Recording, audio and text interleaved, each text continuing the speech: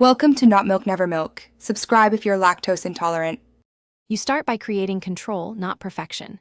Wet or towel damp hair gives grip, so work with that. Once done, comb through to remove tangles. Make 1 or 2 sections, a top panel and the sides, and secure the rest out of the way. Pick a clip that fits the section. Small for cropped hair, medium for hair around 2 to 4 inches, large for longer lengths. Doing this sets the foundation so the clip holds without snagging or slipping during the next steps. Now you position for secure hold and comfort. Open the clip fully, then insert it mid-length while following the hair's natural growth, roots to tips, because that reduces pulling. Close the clip moving toward the roots so the teeth catch strands evenly. Angle the clip slightly upward to match the skull's curve. This distributes pressure and prevents a flattened look.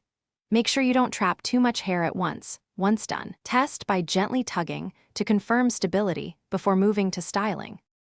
Finish by refining hold and checking appearance. Use 1 to 2 clips for common styles. Once you place the first, stagger a second if needed to support weight.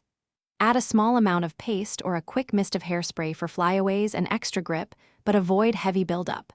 If the clip slips, make the section smaller or switch to a different clip design, metal teeth for coarse hair, smooth plastic for fine hair. If irritation occurs, reposition slightly or loosen the angle to relieve pressure. Thanks for watching. If this was helpful, leave a like and consider subscribing. See you next time.